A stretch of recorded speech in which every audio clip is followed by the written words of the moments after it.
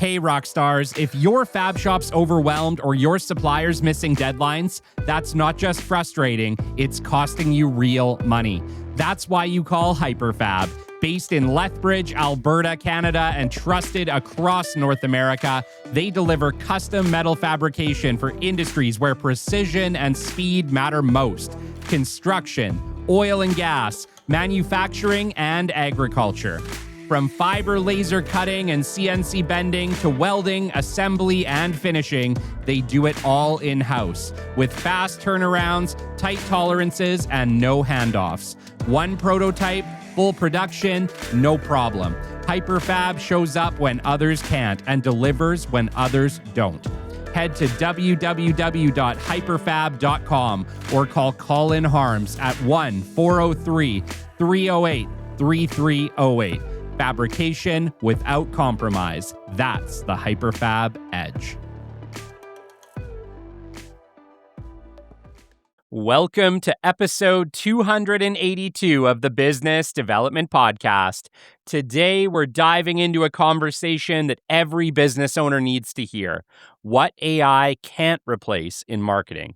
I'm joined by digital marketing veteran Jamie Moffat, who's seen it all from radio ads in the 90s to today's AI-powered campaigns.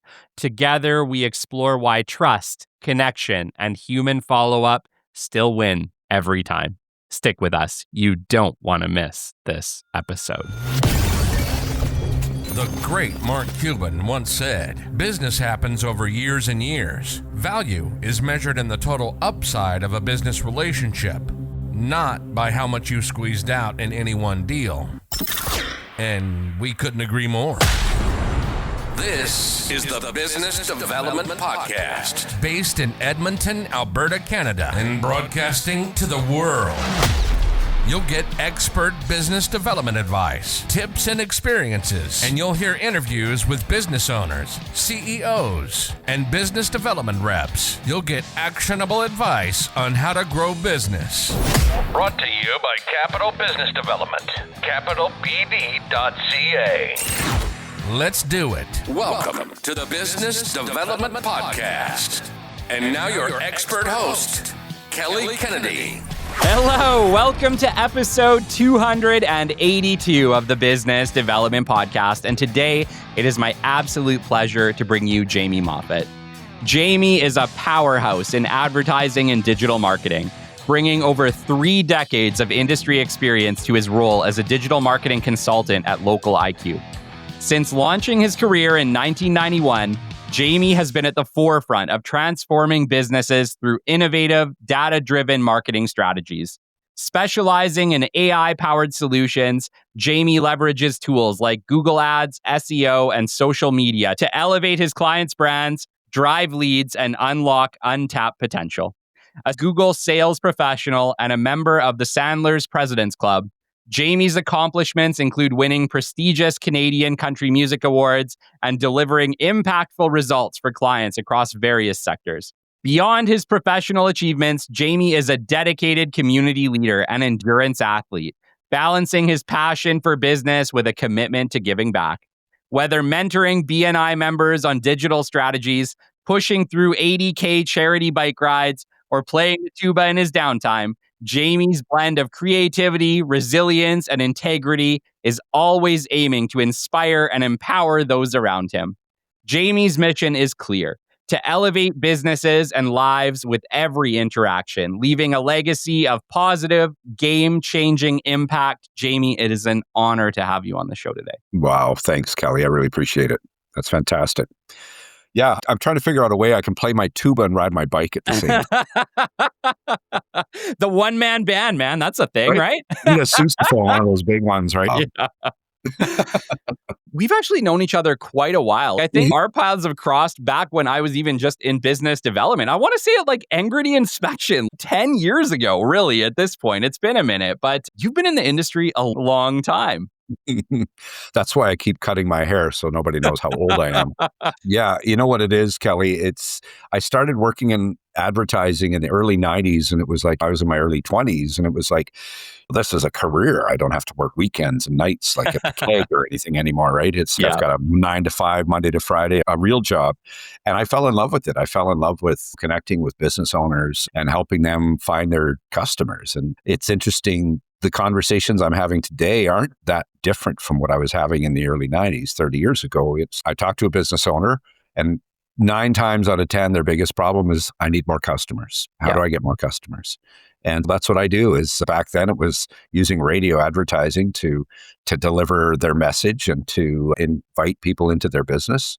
Today, I'm using all the coolest, newest, fanciest technology available to bring them in through pay-per-click advertising and social ads, and using artificial intelligence to make sure they're not missing out on leads and all of the stuff that we do. And it's been an adventure and a journey, but I still love helping business owners grow, really. And a lot of the stuff that we talk about is stuff that business owners are doing themselves. Quite often they can figure it out themselves. And then it becomes, how am I spending my time? Should I be spending my time adjusting my pay-per-click campaign, or should I be spending my time building my business? And so that's why most people hire us, is to save time and to let the experts do what experts do. I love it, Jamie. And I think digital advertising can be a really scary place for most of us business owners, right? You're right. We can play in that playground, but like, how many dollars are we going to burn trying to figure it out too? And it is an expensive place, and you can spend a lot of money and go absolutely nowhere. And so really pumped to talk with you about that today. The other side of it is 30 years in sales, business development, and advertising. My gosh, I want to spend some time there. I want to get to know Jamie Moffat. Dude, take me back. How did you end up on this path? Take me back like 30 years ago. How did you end up in this industry? I could go back 40 years. Let's do it. I was an out of work rock and roll musician, and I needed to eat. I wasn't playing in a band, and I got a job selling vacuum cleaners door to door. And my first sales job, and I was selling Kirby vacuum cleaners, and I'm knocking on doors in trailer parks in BC. And yeah, it was crazy. That was quite the start. Not going to say I loved it. It was fun. I was 18. It was a party. We'd get in a van and drive around BC. And I learned about presenting, and I learned about how to listen. I started to learn how to listen. That's an ongoing process. And that's one thing I've learned over the years, is how to really listen. And being a father of 4, I also had to learn how to listen to my children. And that applies in my work, in my professional life as well. And it's a very holistic career being in sales, because everybody's always selling all the time, whether you're in sales or not. People are trying to convince others to see their viewpoint. With my career, I was working behind the microphone after selling vacuum cleaners. I got a job as a disc jockey because I've got the voice and or a face for radio, as we used to say. And I really enjoyed being a radio announcer and had a lot of fun calling, back selling music and reading weather and sports scores and producing music shows, and really enjoyed that. But eventually I had to learn how to survive. And being a radio announcer wasn't profitable. It was hard to make a living.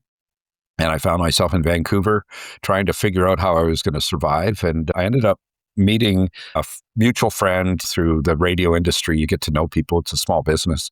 And I was at a Christmas luncheon, and I met this fellow, Bob Simpson, who was the sales manager for this radio station out in the Fraser Valley. And they were looking for new sales reps. And they had just flipped format to a new alternative modern rock format radio station. And I was listening to that kind of music, and I was ready to go. And so long story short, he hired me. He gave me 9 video cassettes and a box and threw me in the boardroom and said, figure it out, kid. Here's your sales training. Yeah. And I'll never forget Jason Jennings, Radio Sales 101. It was cool, but it was consultative. And it's funny. I remember it to this day.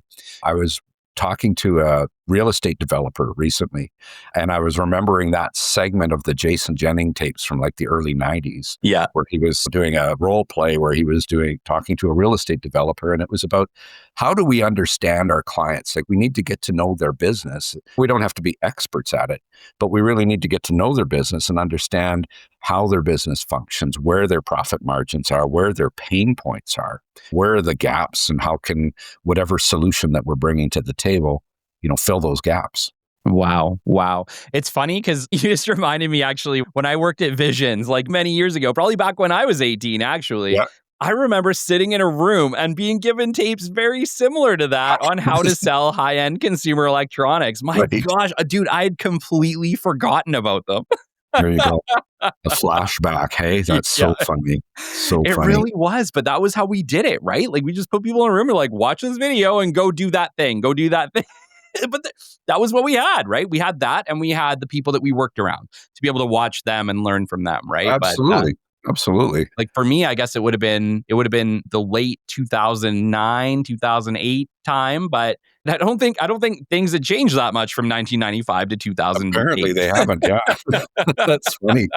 So fast forward, what happened is I launched in my radio sales career, and I really looked for ways to connect with people. And really, again, coming back to that active listening. And whenever there was like a speaker coming to town, we were talking about earlier, Brian Tracy and some of these speakers who would come, sales training programs, we would always take advantage of those. And when I was reading sales books and reading marketing books, and I still have some on the shelf back here, and just for reference, the message is pretty simple. It's connect with people, build a relationship with them, earn their trust, and then solve their problem if you can.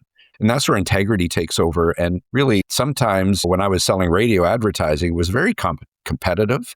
Yeah. And it was hard because all the radio stations were competing for the same dollars. So I'd go in to see a business owner and they'd say, why should I buy your station over this other radio station? What's the difference? And we have a different audience, and we'd do the song and dance, or the smoke and mirrors, as I called it. And really, in the end, it was customer would go a lot on gut feeling and on relationship, and it's not so much on quantifiable data.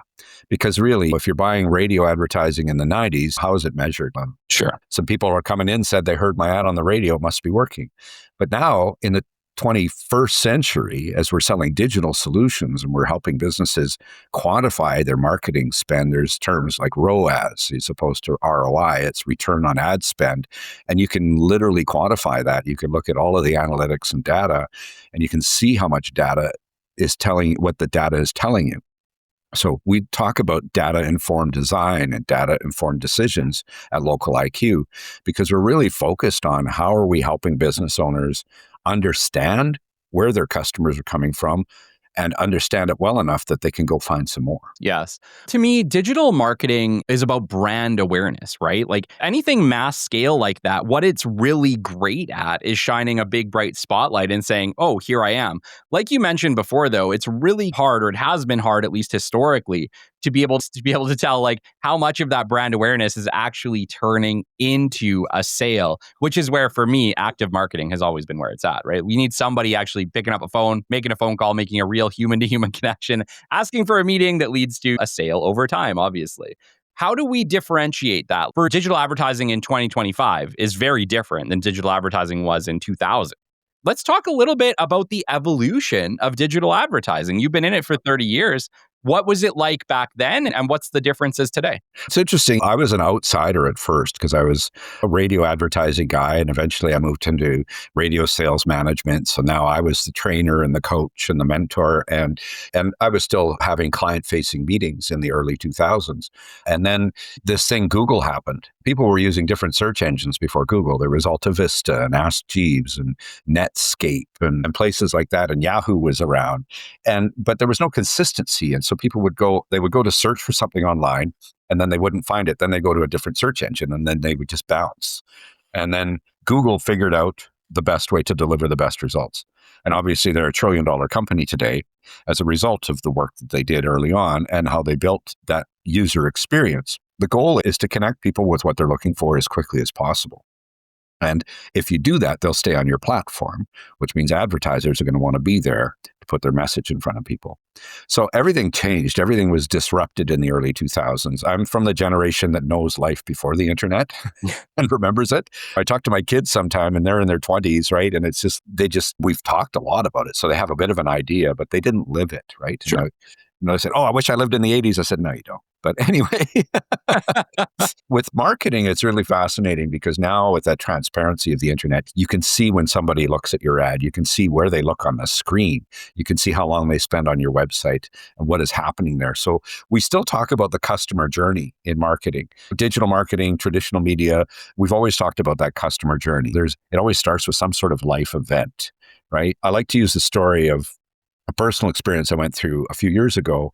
I had a beautiful Volkswagen Jetta that I loved, and it was well worn. I had a couple 100,000 kilometers on it. I drove it everywhere, and the transmission started to go. So I'm like, okay, so what am I going to do? I need to get a new transmission or a new car because it's a big expense. So I found a guy who did all the work for a Volkswagen dealer in town here, and he said, we can do this for about $4,000, new transmission, new clutch.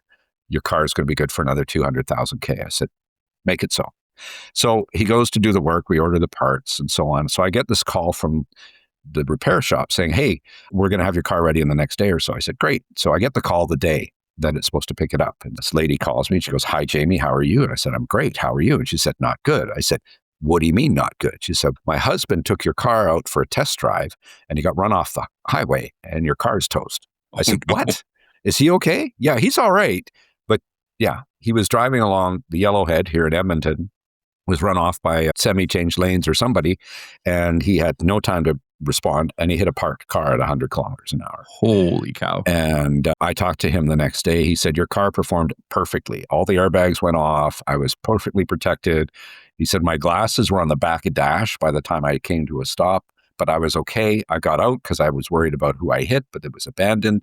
Long story short, my car's done. So I ended up getting a check instead of a car. So in marketing world, we call that an event, a life event, a triggering event, a buying event. So now I have to buy a car. Wasn't planning on buying a car. I had no idea what I was going to do. I hadn't even been thinking about it or researching it. It's not like the algorithms had picked up my vibe and was sending me car ads because I wasn't thinking about it. So now I am. Right. And so now I go, but first thing I do, I go to Google and I start searching for cars. And then I talk to my wife and like, what do we want to do? Let's go with an SUV. Okay.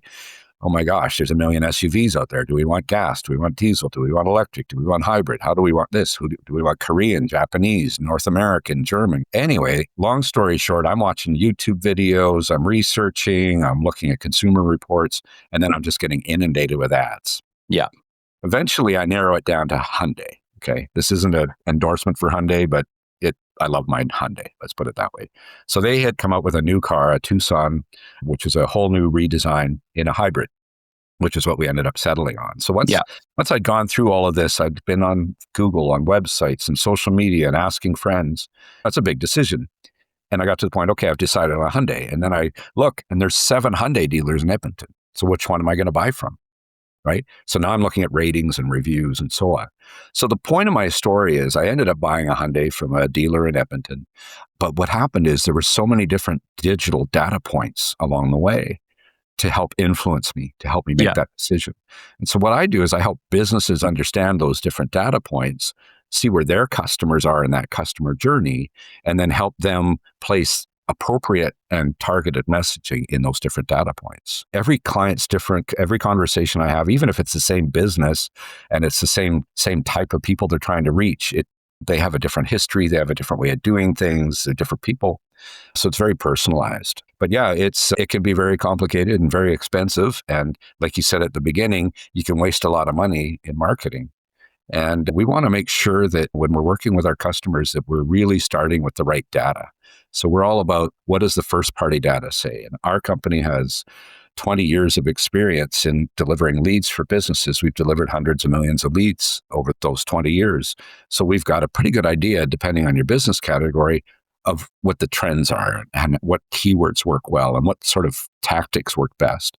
And then we can start there and then we fine tune it from there. And then once we're live, that's when the cool stuff happens, because then we can see the data in real time and we can make fine micro adjustments along the way to make sure it's like, hey, these keywords are really delivering well. These ones aren't working as well here in this market. So let's move some of that budget over here. So there's always these constant adjustments being required to fine tune a campaign.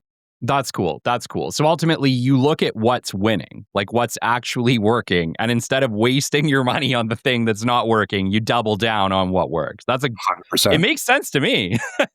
We've literally developed technology to do it automatically. So Wow. it was software 20 years ago. It evolved into AI in about 10 years ago, which is funny considering everybody's talking about artificial intelligence now. And we're on the forefront of that wave. We've been using AI to manage search ads and social advertising for a long time now. Me and you talked about that actually when we went for lunch. And I was mentioning, I was like, Jamie, like, I feel like 2023 was like the year of AI. And you're like, dude, we've been doing this a while. Yeah. I I was haven't, like, but I work with some data scientists who are really like, it's like working with NASA. It's amazing. It's really exciting talking to these people and seeing what they've got on in the sandbox and what their plans are moving forward. It's pretty exciting. super exciting. I've had the pleasure of meeting with AI experts and stuff. And it's crazy because it's like they know so much and it's very hard to predict what the future will look like. I ask each one of them, what does things look like 5 years from now? And they're like, I don't know. Like it's evolving so quickly, I can't even tell you. Well, Take me back to the customer journey. I think that's something that we talked about briefly, but I think it's actually more important because I think most people, when they advertise their business, they just advertise their business. They're not thinking about the journey itself. Can you spend some time talking about the customer journey? What is it? excellent. Yeah, it's really important, first of all. Every business has their customers. Eventually, we want to look at the transaction and then reverse engineer backwards, right? So, what did this person do? What problem did we solve as a business that made them come into our store or onto our website or whatever and actually do business with us, choose to buy our product or service? And how did they get there? And then you study that customer and what problems are you solving and what triggers along the way that brought them down that long and winding road that ended up with them becoming your customer. And so that's where we have so much access to not only our own first party data, but there's such lots of great public information. There's data from Google and from Meta and from Bing and so on that tell us so much about people who are online. I remember when I was selling radio software a dozen years ago, we were talking about, Facebook's the biggest country in the world or the second biggest country in the world. They have almost 1 billion users. Now they have 4 billion users. It's half the planet is on Facebook every month. It's ridiculous. But what's interesting is Facebook has data on every one of their users. Google has data on every one of their users. YouTube is owned by Google. So YouTube has data on every one of its users. And so what happens is that data, that persona, avatar, if you will, is created. When I'm online, as soon as I dial in or as soon as I sign into something or I go to a website, if I've been there before, they know I've been there before and they know what my affinities are. They know that I'm north of 50, that I'm married, I have kids, I like to travel, I like music, and I like riding bikes, and they know the stuff that I'm into. And so then they target their advertising. Advertisers can access that data and they can target me with messages. I've got a couple friends with electric bikes and I'm seeing so many electric bike ads right now. Black Friday's coming. Oh, honey, I could get this bike for only $1,500. And she just rolls her eyes and do whatever you want to do. But the customer journey it always starts with some sort of trigger event, right? And so if I'm an HVAC company and it's June and we've suddenly gone to 35 degrees in Edmonton. So and then suddenly the phone starts ringing. I need an air conditioner and I need it yesterday. Yeah. And the HVAC company guy's banging his head against the wall going, why didn't you buy them in February when they were half the price? Because the consumer wasn't thinking about HVAC. He was more concerned about his furnace than his air conditioner in February. So what happens is some sort of event happens. I need something. I want something. I need to go buy something. And then it's that journey from there. So they start doing research. And so they're using search engines, or ChatGPT has become a search engine. By the time this airs, who knows what the search environment's going to look like? Sure. Yeah. Google's been the king for a very long time, but there's people that are chomping at their market share. And so there's a whole bunch of things happening there. But people are going to search online. They're going to use voice search. They're going to ask Alexa and Siri and Cortana and whoever else is listening for help.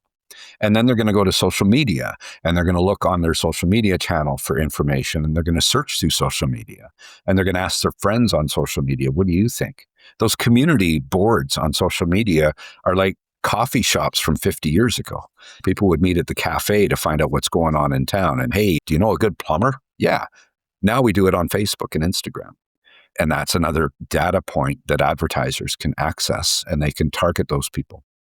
So what happens along that customer journey, it's about awareness, and then it's about what of it, and then, who.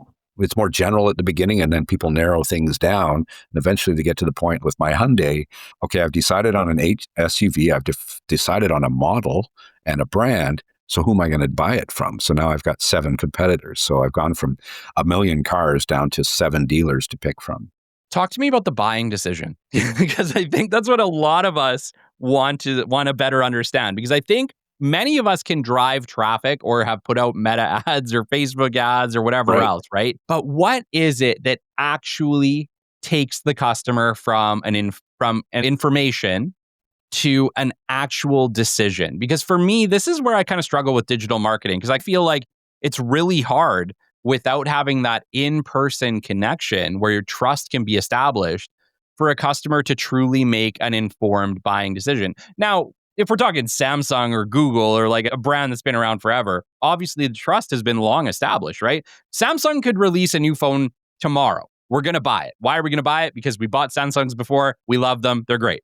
iPhone could do the same thing.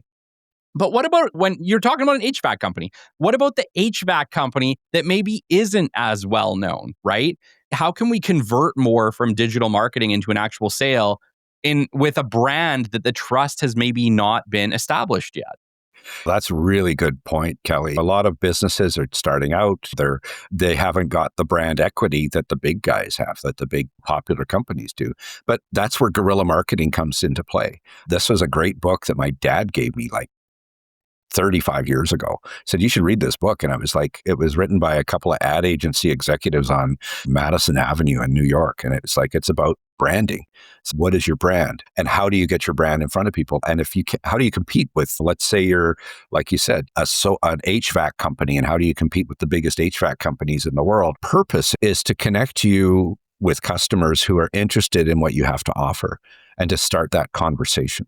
And the HVAC decision is a major decision. People do them 2 or 3 times in their lifetime. Yeah. Like, how often are we buying a furnace or an air conditioner? As opposed to an iPhone or a Samsung Galaxy or something. We're doing that every couple of years. So who do we buy it from? I can't even remember where I bought my last iPhone. Sure.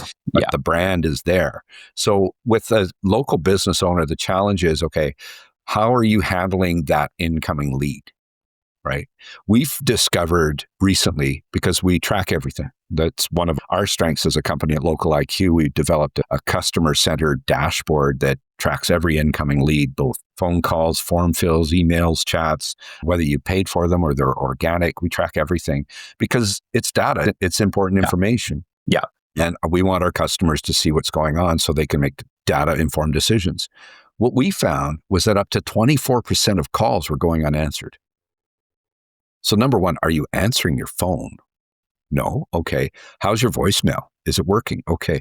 Are you calling people back? Yeah. The old sales adage, follow up. Are you following up? Did you follow up? I love that because honestly, I get so much crap calls that a lot of the time now I do let it go to voicemail. Absolutely. I call back, but I can almost screen, and I know I can hear people listening right now. They're like, I do that too, because we get so many crappy calls now from telemarketers, scammers, you name it. I swear to God, if my phone rings, Jamie, it's probably a scammer. You know what's funny is so many people don't answer their phone today. I love that about Jeb Blunt and his training with, I'm sure you're familiar with Fanatical Prospecting by Jeb Blunt. And he talks about interrupting people's day. Pick up the phone and call them. Yeah. And it's so funny because these things, they're telephones, people. Yes. It's not just a computer. It's not a gaming device. It's a telephone first. Yeah. And I call me old school. I still spend part of my week dialing for dollars, calling, prospecting. Yeah. And it's interesting because what the change that I've seen is that people answer the phone and they're like, hello? Like, Yes. what is this noise this device is making on my Yeah. desk? Not a Um, scammer for real? think you're a real human being? So it's actually easier today than it was 10 years ago, 20 years ago, Agreed. right? Agreed. The interesting thing is with that, what we found is with the 24% of missed calls, it's not only missed calls, people not following up. And my earliest sales mentor, Bob Simpson, he was my boss, and then he left and went to another radio station on Vancouver Island. I ended up moving over to Vancouver Island, working in the same office with him. And the guy was so organized and so structured, and he was the top guy in the company. And he had all his files on his desk because it was the 90s. And he had the FU file. I'm like, Bob, what's that? And he said, follow up. And it was always the fullest because he always had stuff in his FU file and it was the first one on the pile. So who am I following up with today? And in today in business is you've got leads coming in, you're paying money to bring in leads you're doing email marketing, you're doing pay-per-click ads on Google, Bing, and Yahoo, and you're running Facebook ads, and you're doing all sorts of outbound stuff. But what happens when the customer comes to you and how quickly you get back to them makes all the difference in the world. I remember working with an ad agency friend of mine, and he was running some pay-per-click ads for his ad agency, and super sharp guy, worked with him for a couple of years. And it was interesting. I would respond to those inquiries. People would come to the website, I want to buy some ads. And I would phone them right away. And people were shocked when I called them. Like, I just filled out a form online and you're phoning me. What's going on? And I said, you want some help? I'm here, right? And it was like, they were so surprised. And what happened is they had probably contacted one or two other agencies before us, but I was the first one to reach out to them. Yes. And because I did that, I closed 50% more deals than the competitors just by being the first one in the door. Yes. I look back at when I used to sell inspectors when I worked in inspection, and that was it. It was how fast can you get back? If you were back within, I think it was 12 hours, I think you were like 80% likely to close the deal. Every hour you waited went down by like 20% past that, if I remember correctly. Like it was massive. It totally is. How fast can you get to that phone and call them back? I think for me, the struggle that I have, Jamie, is that most of the calls I get are junk. And so I do let them go to the voicemail. If it's somebody serious, I know they'll leave a voicemail and I call them right back. And I think a lot of people have that same mentality, just like you. I dial for dollars. I built a whole business on it and it worked out really well because, like you said, we're living in a time where nobody wants to pick up that phone. Nobody wants to make that call. We want to have email. We want to have socials. We want to have digital ads do all the work for us. But there's still this like magical thing about just being a human, picking up your phone and making a phone call. I think you'll be surprised by how many meetings you book if you just do it. And it still takes work. That's the magic word. You can spend all the money you want on advertising and you can create click funnels and you can do all this stuff, right, online. But in the end, you still have to talk to people, right? Yes. Unless you're selling a completely consumable, right? Like you've got an store and it's e-commerce generated and you don't need to talk to people. But if you're in any type of service-based business, you're going to need to talk to people because they're going to want to interview you. They're going to want to know more about you and how you work. Well, and that's it. You build trust through human to human interaction. This thing about trust is it still really does require a human, at least at some point. If the trust is established long ago, sure. But I guarantee you, even back then, there was a human referring it to you, reviewing it for you, helping you make that buying decision. Like people are still required to establish trust. And that's the best part about what we do is those relationships. That's what I love about what I do is I'm working with business owners. I've got, about 50 clients that I'm working with actively right now. And it's great because I have regular calls with them and we're meeting to talk about their campaigns and how things are working. But coming back to that, communicating with the customer. And that's a gap that we noticed right away. And there are tools available. We didn't invent this. We've created a tool that basically listens to every incoming call, whether you answer it or not. And it summarizes it. It transcribes the call, summarizes it, and then categorizes it and says, hey, this follow-up's needed on this. And you get a notification or a text right away saying, you need to call these people back right now. So it takes some of that. You don't have to do the call screening yourself. AI can do that for you. You can get AI to literally answer your phone for you. Answering services are still a valuable service that I think is underutilized in the marketplace, especially when you're working with like home services companies where you've got a guy or a gal and they're in their truck and they're managing a crew of 10 or 15 or 20 or 100 people and they're still out there on the tools. They're not always answering the calls. They're not quick enough to get back to them. But as a consumer, if I have an issue, if I have, a request or I need something, In this day and age, I expect it to be solved right away. Yes. Whether that's right or wrong, that's just the way it is, right? So how quickly you respond and how you respond is critical. Okay. And then the other side of it too is like the auto attendant. Like what type of auto attendant are we getting to being the other side of it? I've been through like the ringer with auto attendants where it's please wait, please press 2, 3, 5, 8, 9. Oh, by the way, this call just dropped. You've been waiting for 30 minutes. Oh my gosh. I can't even remember. There was a company the other day, a very large company that I was trying to get through to because we just moved and I wanted to get, if I remember correctly, I wanted to get my thermostat set up. I shit you not, Jamie, 4 times I got dropped in that auto attendant cycle trying to get through to somebody so that I could change over my thermostat to my name and register the damn thing. And then there was a glitch in the auto attendant system. And every time I would get to a certain point, it would just drop me off. But unfortunately, it was like 20 minutes in. So I spent like an hour trying to talk to somebody at this company, well-known, large company. I was just like, this is ridiculous.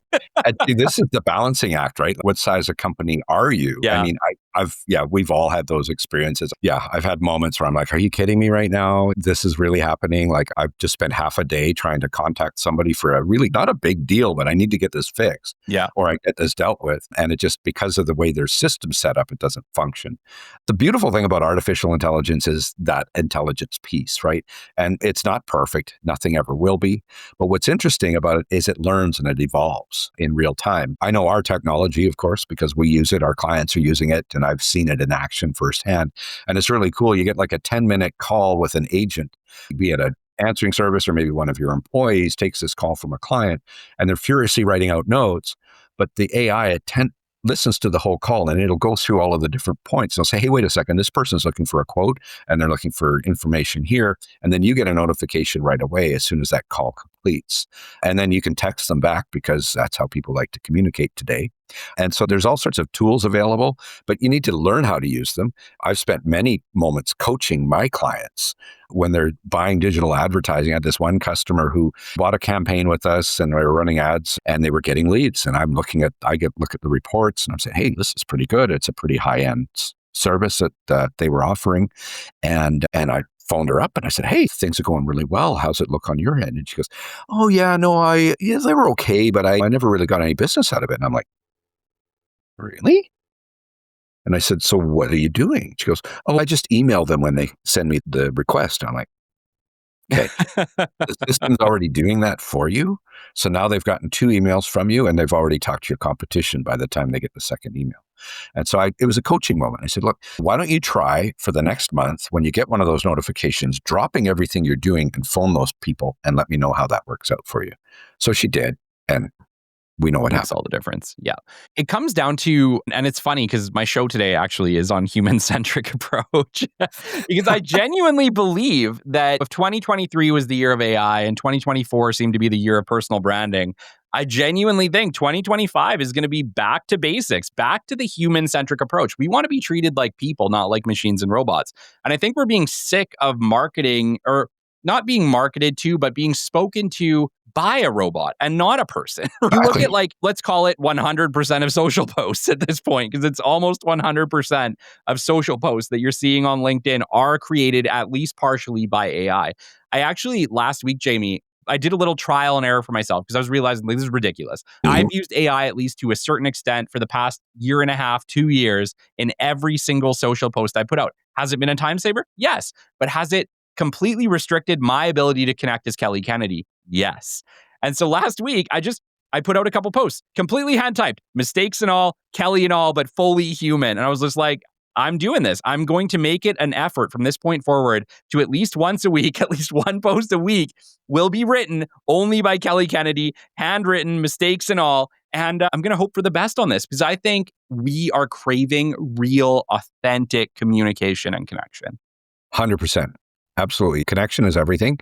Again, what I love about what I do is connecting with people. I've got colleagues working virtually. Literally, they're doing all of their meetings by Zoom and online and telephone and so on. And I'm out there crushing appointments face to face, going for coffees, getting like by 4 o'clock, I'm like all wired because I've had 3 lattes. I'm talking about 100 minutes. But it's a side effect of my job. But at the same time, I'm going to networking events and I'm going out and I'm meeting people and I'm becoming recognized and I'm recognizing people. And I learned early on, I think it was Dress for Success, I believe was the book I read back in the 90s that said 90% of communication is nonverbal. Yeah. And I was like, nah, there's no way.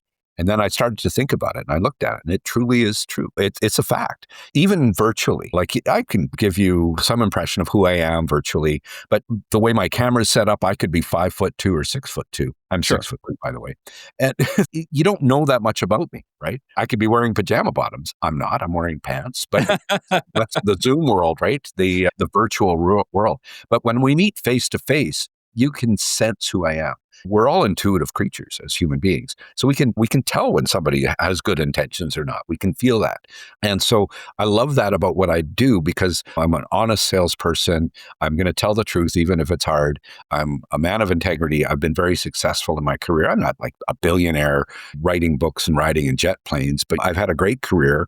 I have a great life. I have a wonderful family. And it's all been because of the work that I put in as a salesperson. And I've got a good reputation. I don't worry about running into people because I've never done anybody wrong when it comes to advertising and sales and what I do.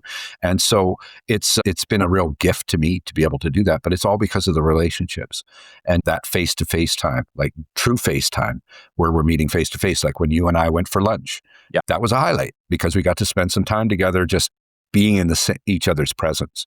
And that's really what people are craving. And the digital tools and digital advertising and digital marketing are tools. They're resources, right? AI is not a living entity. It's technology. It's using language-based models. It's using data to basically connect you with the right people. And that's always the goal. Is like I said earlier on, when I was I had a client who had a pizza restaurant on Granville Street in Vancouver. Did's Pizza. This guy was great. It was a super popular spot for after hours and late nights on Friday and Saturday nights. And he ran ads with us and he had lots of people coming in saying, hey, I heard you on the radio. That was how he measured his success. Today, he can count how many pizzas he sold online because of the technology that we have. But it's still the same thing. People want that pizza because it tastes good and it makes them feel good. Talk to me a little bit about a company like that versus like a B2B company. I know I get lots of questions about that. Most of the stuff we talk about on the show is B2B. That's my world. But I get that B2C is very much digital marketing driven. It really is. Talk to me a little bit about the advice that you give for B2B companies versus the advice you give for B2C companies. Is it the same? Are there contrasts? It depends. It depends on the ticket item, right? If you're, like I say, an HVAC company or a car where it's a major purchase that's made every couple of years, there's a lot of thought and a lot of research goes into the purchase as opposed to who are we ordering pizza from tonight. That's different. It's like, even then, it's, hey, what was the name of that pizza place? And you're on Facebook asking that new pizza place, and then people are chirping in, and I see it all the time. It's, hey, I'm looking for a plumber. Know somebody, and then 30 names show up. With B2B, it's about relationship. It really is. And it's a long sales cycle. It's a long process to get there. Digital marketing can be a solution for it. But again, you're not going to you turn on the digital ads and suddenly your phone's ringing off the hook and you're booked solid for the next year. That's just not based in reality. I look at B2B marketing as a fitness program for somebody who's out of shape.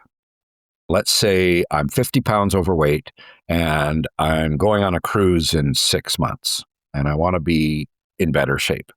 So what do I have to do today to get to that point in 6 months? It's not my cruise is in 2 weeks and I need to lose 50 pounds. So I better starve myself and I'm going to go run a marathon tomorrow. You can't do that without training. And so that's what marketing is for B2B. It's like training. It's ongoing training where you're constantly sharpening the saw, making yourself better, making yourself more aware, posting content on LinkedIn and Facebook and Instagram or wherever your audience is, and getting messaging out, creating podcasts, writing papers, white papers that you can share with people. We do webinars at LocalIQ once or twice a month. Just we're sharing information. We're not selling. And that's something in B2B marketing, you have to remember, you can't always be selling. It's about building a relationship, building trust. And it just takes longer in B2B, right? Because if I'm going to engage with your company for my company, this isn't a transaction. This isn't a one and done thing.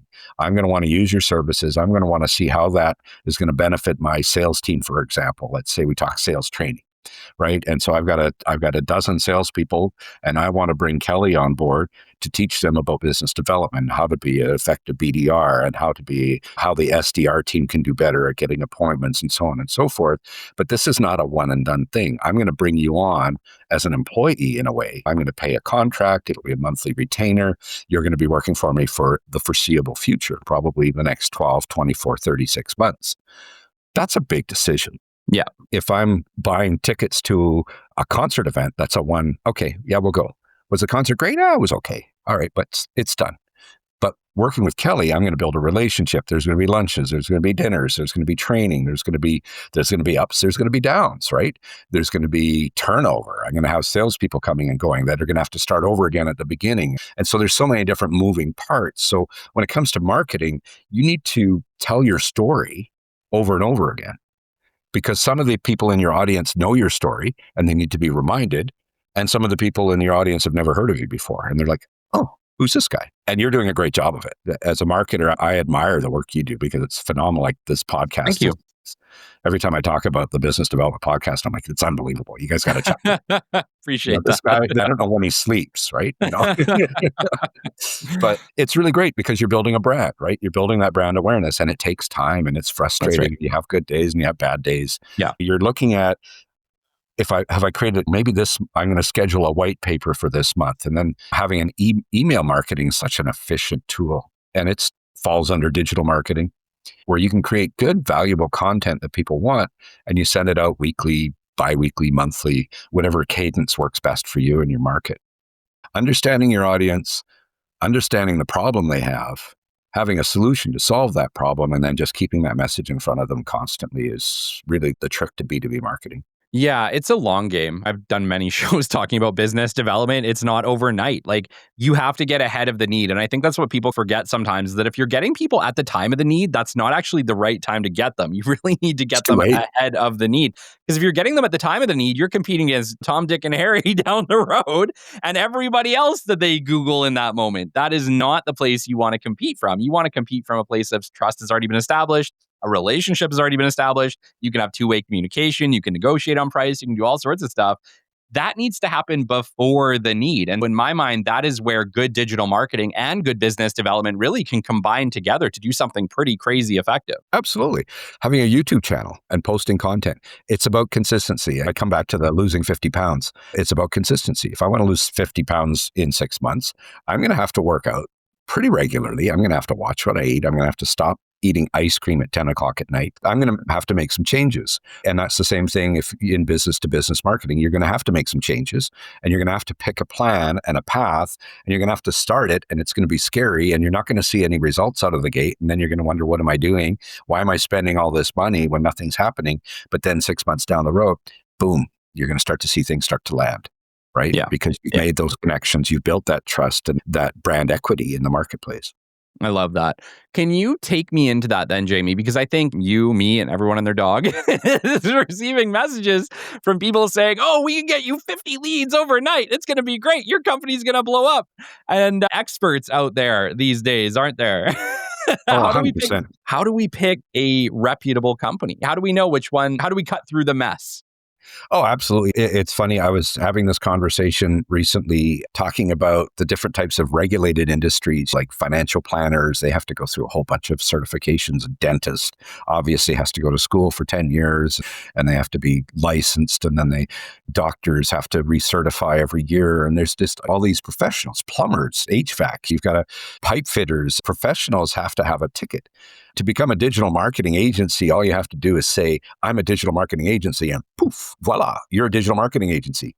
No requirements, no certification, no boards watching it, managing it, and so on. So there are certification points, right? You want to make sure that if you're working with somebody for Google Ads, that they're a Google partner or a Google Premier partner, which means that they have a reputation with Google. They're recognized by Google as the highest quality of agency or partner, as Google calls them, right? We're a Google Premier partner because of the size and volume of business that we do with Google, but we follow the rules. We dot the I's, we cross the T's. When Google says jump, we ask them how high, right? We follow the rules. When people say, oh, guaranteed I can get you to the first page of search results, that is impossible. It could happen, maybe, but a guarantee? What if I'm an HVAC company and I only want to spend $5 per click? Yeah, not a chance, right? Cost per click in Edmonton's $30, $40, $50 right now. It's like you're just not going to be there because you can't see what your competition's doing. So having that some sort of credibility is really important. Experience is important. Reputation is important. It's the same as picking a realtor or picking a financial planner for your personal finances. You're not just going to Google somebody and the first guy that calls up say, okay, here's my portfolio. Tell me what to do. You're going to interview them. You're going to get to know them. And it's the same thing with a digital marketer. And it's about that certification, whatever certification they can bring to the table. Reputation, talk to their other customers, interview them, find out, do you have referrals? Do you have case studies? Have you ever worked with businesses like ours before? What kind of data are you bringing to the table? What does your team look like? Who's going to be building my website? Who's going to be managing my social ads? What are they like? And what experience do you have? So it's a lot of work at the front end, but the goal is with B2B especially, you don't want transactional clients. You want relational clients. Yeah. So you need to focus your marketing in a relational way as opposed to a transactional way, if that makes sense. No, it definitely does. It definitely does. I just think, it's one of those things where there's a lot, like you said, there's a lot of digital marketing agencies. And I think there's people being reached out to by virtual assistants or whatever else. Like the pop of virtual assistants in 2023, 2024 is massive. And I think people just aren't really sure where to spend their dollars. And I know you, I know LocalIQ, like I know you. So I feel like I could trust you to do my digital marketing, but there's so many people who don't have that relationship.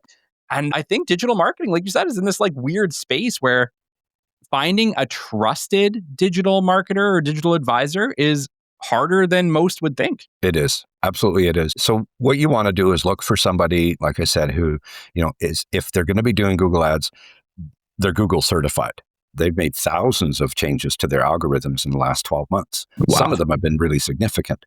If I'm building search ads from 2020 versus 2025, the rules of the game have changed. So you want somebody who's Google certified. If you're looking at social advertising, you want somebody who's Facebook Blueprint certified, which means that they have taken the most current Facebook training available to manage and handle your Facebook ads, your Facebook Meta, Instagram, that whole universe. So you want people who are certified, who are experts at what they do. And then as far as companies to work with, again, you want a company that is preferably they're a Google partner, they're a Facebook marketing partner, they're a Bing partner. They recognize that there's other publishers out there and that they can do the work. And who have they worked with before? Again, it's like talking to a financial planner. Who have you worked with before? What's your license and your accreditation? We don't have that in the digital marketing world as a mandatory, but you can certainly ask for it. Yeah. Yeah. What about, I guess, obviously referral is how a lot of us find business these days, right? I imagine referral is probably also a good option if you know somebody who's gotten good results. One of the other questions that I have for you is, with there being so many platforms, and I get that like some of them are integrated with other ones, like you mentioned, Google and YouTube are the same, Facebook, Meta, Instagram, all the same stuff. But are there platforms right now that are standing out as more effective than the others? What are you pointing people towards these days? We find it's a challenge. It comes down to the customer's goals, right? What is it you want your advertising to do for you? First of all, people ask me early in my careers, so Jamie, when should I advertise? And I always respond with the question, when are you open? I'm open 7 days a week. Then you should advertise 7 days a week. Oh, I can't afford that. I said, you have a sign, don't you? I said, yeah, that's advertising. Do you have business cards? Yeah, that's advertising. Marketing, advertising, interchangeable there. But really, when it comes to which platforms to use, it's interesting. We've got a podcast this week that's talking about what's the best platforms to use in 2025. What I'm seeing, and this is my own personal data from working with my own customers, is a combination of search ads and social ads on multiple platforms, multiple publishers is really the best bet. We've created technology using machine learning and AI, of course, we call cross-media optimization. And we basically, it's built based on the end, begin with the end in mind. What is the goal? So we have a brand piece where you can build your brand using all sorts of different publishers and tactics, or there's lead gen, which is really where most of my clients are focused. And lead gen is Facebook, Instagram, Snapchat, Google, Yahoo, Bing, and Yelp. And so it's okay, great. So we have 7 publishers. How much do I put on each publisher. And it's like Facebook has 4 or 5 tactics you can choose from. And there's retargeting. So there's different types of tactics.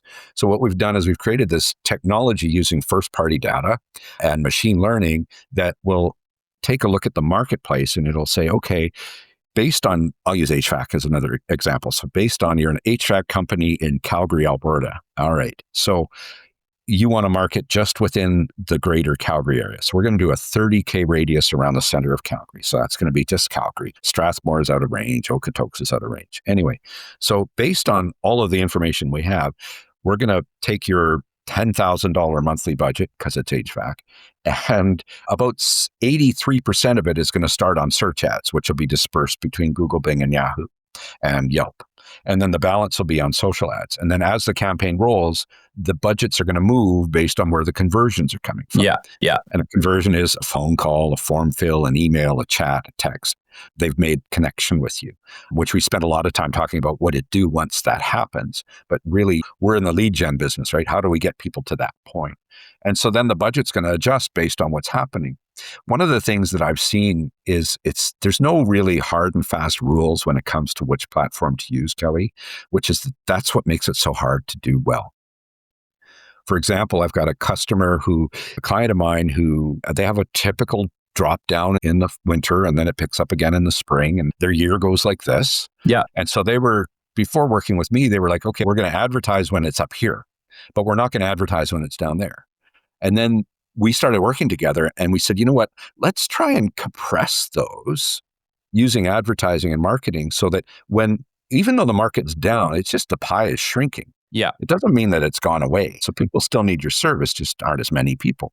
But if you maintain your share of the market, when it gets smaller, when it gets bigger, you're going to have a bigger share. Yeah. Because you have a bigger slice of the pie. And so what we did is we used that cross-media optimization technology I mentioned.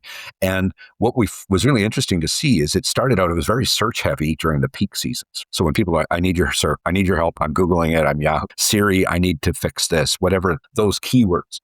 And then as the season slowed, we started to see the budget shift towards social ads. And they started getting more and more leads from social advertising and fewer from the search ads. And then as it goes through the year, so it adjusts based on the market. So they got a nice consistent growth to the right. It was really cool to watch. And they're really happy, and they're still working with us, and they've given us many referrals as a result. Amazing. And this definitely sounds like something that's very hard to manage as an individual. I don't think you can do that without proprietary technology like you just spoke about to be able to make that switch. Because most of us, if we're buying digital ads, we're picking, okay, this month I'm going to focus on Meta, and next month I'm going to focus on LinkedIn, and maybe I'm going to do more with my social media the month after, whatever, take your pick. But what you're saying is that you don't have to pick one or the other. You can hire a company like LocalIQ with proprietary technology who can essentially not only cross-promote those ads across multiple platforms, but when one way is starting to work better than the others, double down that investment to get you the best results possible. Absolutely. It's all about optimization and efficiency, right? If I'm spending $5,000 a month on advertising, which is $3,000 to $5,000 is the average for most businesses. If I'm spending $5,000 a month, I better be seeing $25,000 or more in return, because really advertising at 5 to 1, it should be your target. And if you're not quantifying it, of course, then you have no idea, which unfortunately 2/3 of business owners have no idea how their marketing's working for them. But yeah, coming back to the most efficient and effective way to market your business, cycles change. Weather. You get a snow event in September and everything changes. People respond to the world as we go through every day. And so we want to make sure that your advertising and your marketing solution is sitting in front of them. The traditional way of doing that, ad agencies do this all the time, and they have experts in-house who monitor and manage your ad campaign. And I've seen it firsthand. And so they'll have a search ads person who looks after all the search advertising for all their advertising clients, and they'll look at the ads once a week, and they'll look at the trends, and they'll make adjustments and tweaks, and they'll fine tune, and they'll adjust keywords. And like you said, they'll double down on the words that are winning. What our technology does is it doesn't replace that so much as it speeds it up. And so now we're working in real time, so computer time, instantly, as opposed to waiting a week to find out. What we found is adjustments are required all the time with advertising, and especially with digital advertising, because we're getting real-time feedback all the time. So we're seeing how people are responding to the ads. We're seeing that ads that worked really good 2 months ago are suddenly in the tank. It's okay. We need to make those adjustments. So what our company and companies like ours are doing is we're trying to find ways to speed up that process and narrow those gaps. So when we start to see things trending downwards, we've got something that's trending back upwards. And that's really where cross-media optimization comes into play, is we're moving budgets around based on performance. Talk to me about the content itself. Do you guys create content on behalf of your clients in-house, or is this something that you guys are having to ask the clients to provide for you? How does that work? Ideally, it's a combination of both. I remember early on in my advertising career, content is king. It's all about content. When I was selling radio ads, I was 3 months in or something, and my boss sat down with me and he said, okay, pop quiz. Who are the two most important people in this building for you? And I said, well, being a brown noser I am, I said, you and the general manager. And he said, wrong. I said, what do you mean? He said, the creative director and the traffic manager. And I was like, what? He goes, if you piss off the creative director, they're not going to write good copy for your clients. Oh, okay. And if you treat the traffic director kindly and you're good to them and you follow when they ask you for something, you help them, the traffic person schedules the ads. They'll make sure that you get preferential scheduling for your clients. So be nice to the creative director and the traffic manager. And content is king, because you can be like blaring from the top of the mountaintop, but if the message is wrong, you're wasting your time and your money. Yeah. And we spend so much time talking about targeting and data and how are we going to pick and who the persona is and so on. But if we send like a bad message, it's just going to crash and burn. That's right. Absolutely. What's the call to action? What problem are you solving? And so we work with our clients. If they have assets, creative assets available, I want to get as much local content as I can, especially when it comes to visual things like Facebook and YouTube and Instagram. But at the same time, we want to write the right words, right? And we have experts who are trained, again, data-informed design. We use that in our design elements, making sure that the image makes sense, that the text on top of the image makes sense to the prospect, and that it's going to respond. And then we A/B test, right? We're constantly testing creatives against itself. So creative is very important. It's often overlooked. We have a creative design agency in-house. The beautiful thing about a company of scale like ours is we have access to the biggest tools and the best tools. But that being said, like I still encourage businesses to shoot their own videos. Video is 2023, 24, really video took off. TikTok, Snapchat, short form videos, YouTube shorts. When YouTube and Facebook and Instagram start to adapt their platform based on their competitors, that the competitors are onto something, and they adapt it to video. Really encourage companies to invest in video. There's some amazing video production companies locally in any market. I know some great ones here locally that I'll refer to. We can do it ourselves as well. We've got some tools as well, but video content is great. Ideally, you want some really good, strong, high resolution images of products, of your business, of whatever it is you're selling. You want to have an array of images of the different products and services, and then you want video. And you want to use a combination of all of those images when it comes to creative. And then as far as the pay-per-click advertising, which is text-based, you want to make sure that you're using the right text and you're following Google's rules and Yahoo's rules and the search engine's rules, because search engines are pretty particular and they can flag stuff very quickly if you're trying to bend the rules, right? So make sure you follow the rules when you're placing search ads. Use good keywords. And a keyword is a phrase. It's not just a word. Use lots of them and test them. And there's lots of great tools out there. We've got tools that can help you figure out a keyword strategy. We've got tools to figure out how your Google ads are performing to see where you're wasting money, because that's the other side of it with search ads. Is I've seen businesses that were spending half of their budget advertising out of market and they didn't even realize it. Yeah. They're getting all these clicks from overseas. And I'm like, are you doing business in Mumbai? And they're like, no, I'm doing business in Alberta. I'm like, then maybe you should, perhaps not do this. They didn't know, right? They built it out and they forgot. So yeah, that's coming back to an earlier question, finding somebody who knows the space, who understands the space. And if, in my case, I can't know everything, I've got lots of experience working with businesses and helping solve those problems, but I have a team of really remarkable people who do the hard, heavy lifting. These are the ad experts. These are the pay-per-click experts. These are the YouTube experts. These are my social media marketing people who create amazing, engaging content for my clients that allow them to build their audience online and so on. You know, we started out this conversation, Jamie, with your past and working in radio yourself. And I feel like I can't continue this conversation about digital advertising, passive advertising, without bringing radio back into it. Is radio and television advertising still relevant in 2024, 2025? It really is. It's changed. Yeah, I've definitely watched disruption happen. I remember when Netflix was a red box at Safeway where I could go grab a DVD. Yeah. And now it's $1 trillion company that, that gets $20 out of my pocket every month. You bet. With radio, radio's strength is in its local focus. Talk radio is still real popular because if I want to know something that's happening right now, I can go online, I can check here, I can check there, but I can listen to the radio. And I still believe in radio. I think radio is a great partner to digital marketing. You can promote your website through radio. You can cross market with radio advertising. You can run really interesting promotions on radio. You can run promotions on digital as well. But with radio advertising, I have friends in the space who are still at it. The challenge with radio is when it comes to music is we all have so many more ways to consume music.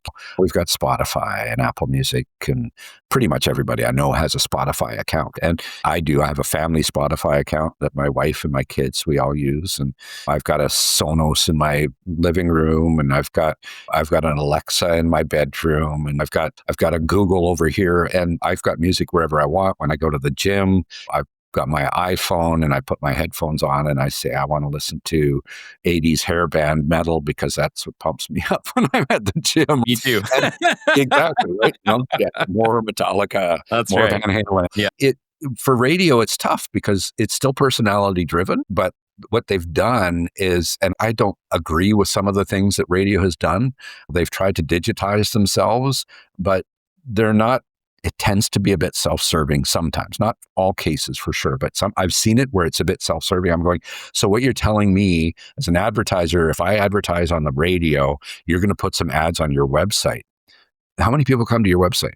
Yeah. I can't even tell you the last time I went to a website for a radio station. Website. It's like the newspapers did that early on too. I remember, we're going to give you like 500,000 impressions a week. And I said, yeah, but nobody's there. People are on Google. They're on ESPN. They're on Facebook. They're playing video games. It's like, where's the traffic? And it all comes back to eyeballs. But with radio advertising, again, it's a good motivator. It's good for brand awareness. Jingles still work.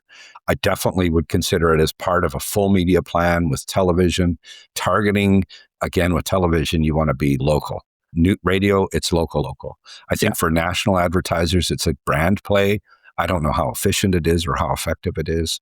I don't know what the stats are on radio in 2025, but looking at radio today, I know my own personal habits. I listen to radio a little bit in the car, but nobody has a radio in their house anymore.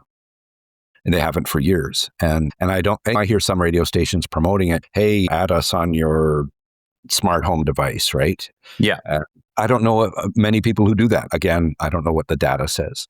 Radio streaming, again, is it profitable? I can't see how it is. I think it's a real struggle because how do you compete against Facebook and Google? It's funny because when I look at radio and my radio listening habits, I've listened to AM stations. So I listen to talk radio, right? If I'm listening to radio, it's typically I'm not listening to an FM radio station. I'm listening to 880 AM. It's now changed, I guess. It's 630 now, but I'm listening to talk radio if I'm listening to radio. So in my mind, if I'm going to spend advertising dollars on radio, I'm going to spend it on talk radio. Yeah, absolutely. Yeah, 880, 1440. We live in Edmonton. We're hockey crazy here, and it's all Oilers all the time. And we're listening for news and sports, and that's what I listen to too. When it comes to music, I listen to Spotify. I have Spotify. Yeah, exactly. I know what I want to listen to. Yeah. One of the things that I've noticed, though, and I see it a little differently because I've spent so many years in radio, and is new music. Where am I finding new music? And that's the challenge I'm putting my musician hat on now, is how is new music getting out there, and how am I getting exposed to new music? It used to be, and I remember back in the day, be listening to the radio, say, what was that song? That was cool. Yeah. And then we start listening to that. Oh, did you hear that new song from Metallica on the radio? Or probably not Metallica, maybe Three Dog Night or something. But what we want to do is, how can we use radio to how can its relevance stay relevant when it comes to music? And it's tough. It really is tough. For me, middle-aged white male, I'm listening to talk radio. And I'm looking for local information. I listen to CBC, I listen to 880, I listen to 1440 KJR, which ironically enough, I used to work for that company many years ago. So I know the station. Yeah. And they've gone sports, but it's so funny because the signal's so terrible sometimes because it's AM and I understand how it works. It's interesting that I literally downloaded the radio player app in my CarPlay in my car. And now I listen to it, I stream it in my car. So I'm using digital to listen to analog radio. There's about a 30-second lag. So if it gets to the point where the signal's bad, it's okay, I'm just going to stream it. Yeah. And then it sounds great. But there's that lag. Yeah, radio's in tough. I think from my own experience and having worked as a vendor to radio stations for many years, I sold streaming software to radio stations, and I've worked with radio station owners across Canada and the United States. I think local, focus on local, be relevant locally. That's the only way radio is going to remain relevant. Yeah, we're all working with limited marketing budgets. That's the thing, right? You know it, I know it. Companies are reluctant to part with their hard-earned dollars on marketing. And it's one of those really tough things because me and you both know if you don't part your money with marketing, it's pretty tough to find new people. And that doesn't matter whether you're buying business development personnel or whether you're buying radio ads or whether you're buying digital advertising. You're going to have to spend a little bit of money to get those incoming leads. I guess the question that everyone's asking is, what is the best way to spend my limited marketing budget? And you touched on it early on. You should expect exponential results for your marketing dollar spend. You talked about that early on. 5x, you said, is what people should on average aim for. I would agree completely. But talk to me. Companies are reluctant to spend those hard-earned dollars. What amount, in your opinion, should companies be spending on marketing, whether that be digital marketing or radio ads or something else? Yeah, that's a great question. It's interesting though. One of the things is if I'm making a 5-to-1 return on my investment, you can have all my money. Of course. Yeah. Right? I don't have a budget anymore. How much can I handle? And I asked that question today. I sit down with a client and they say, yeah, I've got X amount of dollars to spend. And I'm like, okay. And then I'm looking around the business and I'm going, okay, so if we turn the tap on, who's going to answer the phone? Yeah. Because the last thing I want to do is deliver more leads than you can handle, right? So it's about setting the temperature, right? It's like setting the temperature in the bathtub, right? I want to get the right amount of hot and cold water to get just the right temperature. With digital marketing or any type of marketing budget, if I'm a $5 million a year business, I should be spending anywhere from 3 to 5% of my gross sales on marketing, right? If I'm a low margin, high volume business, I'm probably spending higher, like up around 10%.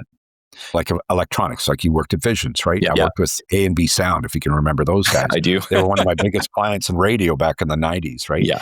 And they would spend buckets of money, right? Selling cheap stereo equipment and records. And they did great. And we'd do remotes every Saturday afternoon at A&B Sound. And they were a big budget advertiser. But what was interesting is their margins were slim. And I always scratched my head. I said, you got such slow margins. How do you make money? It's volume, right? Yeah. So if you're in a low margin, high volume business, you probably want to be spending 10% of your revenue on marketing. Right? If you're a traditional business, probably 3 to 5% is standard. And then marketing includes the sign on your store, right? Marketing includes your membership with the Chamber of Commerce. Marketing includes your business cards. Yeah. Right? Advertising, of course, is a piece of marketing. And so that would be buying radio ads, doing sponsorships of things, buying search advertising and Facebook ads, YouTube advertising, social media marketing, hiring a social media person to manage content for you or hiring an agency to do it for you. All these different pieces, right?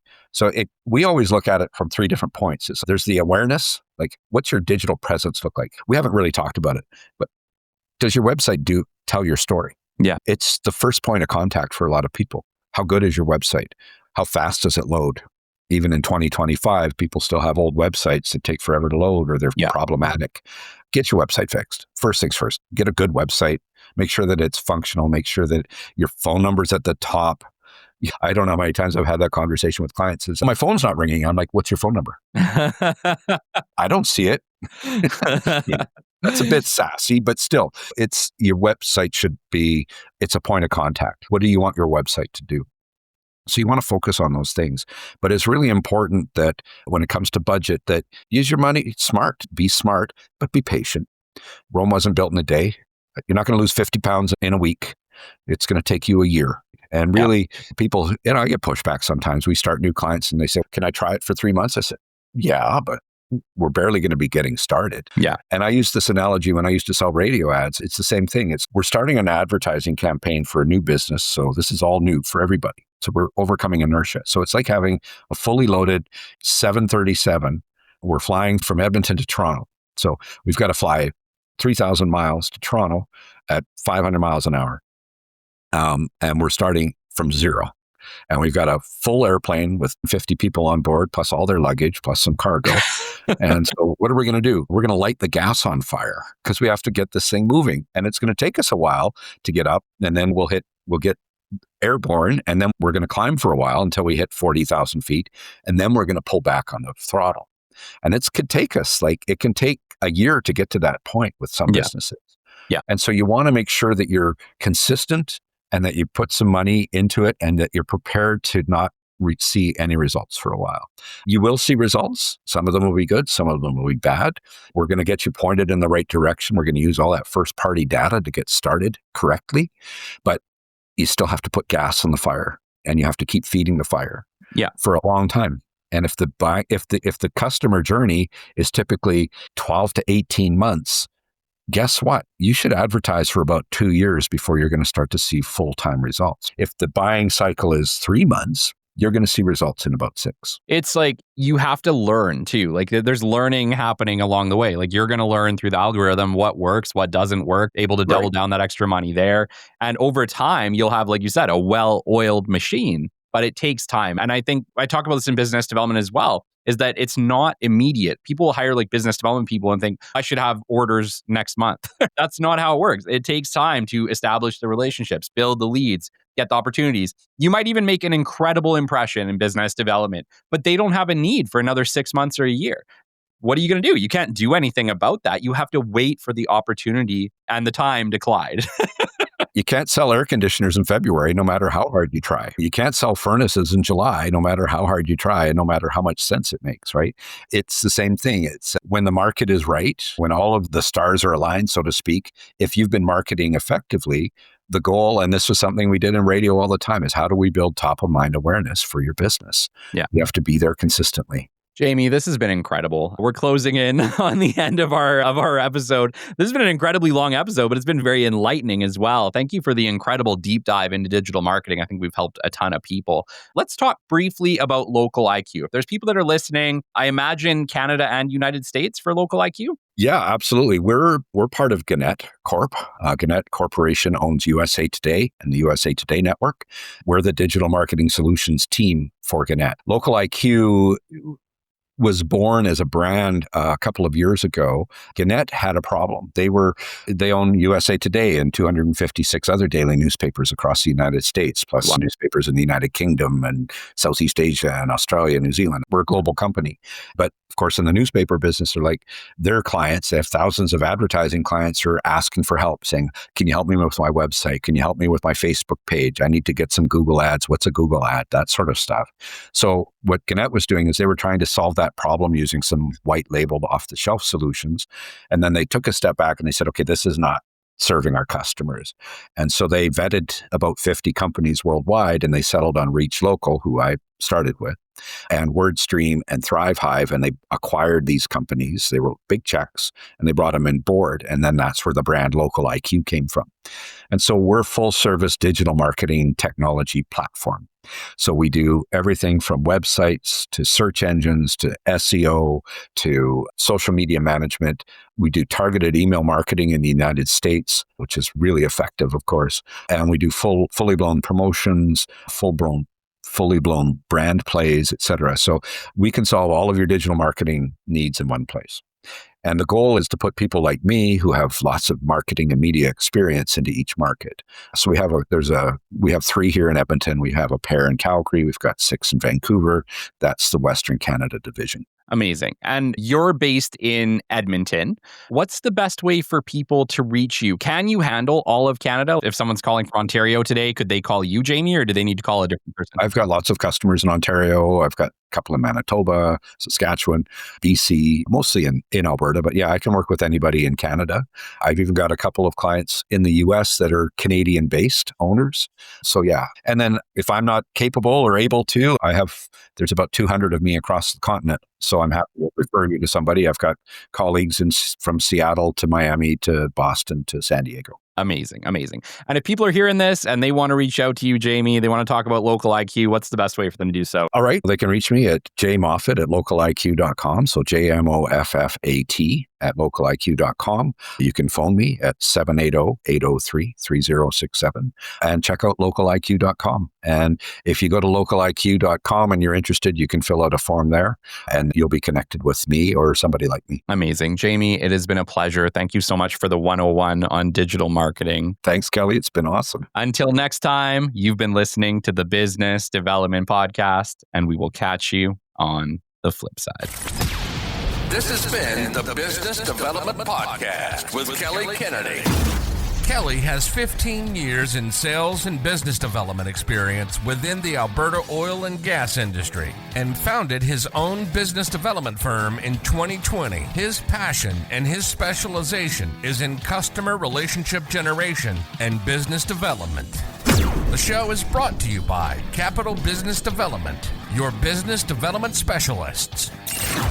For more, we invite you to the website at www.capitalbd.ca. See you next time on the Business Development Podcast.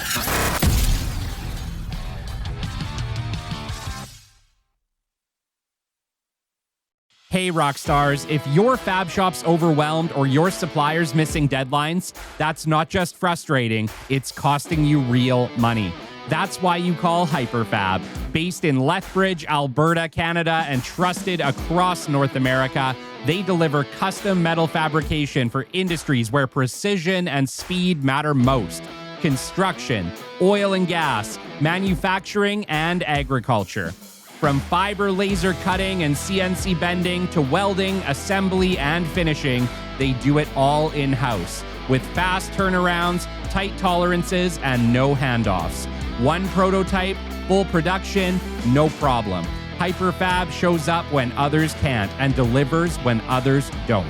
Head to www.hyperfab.com or call Colin Harms at 1-403-308-3308.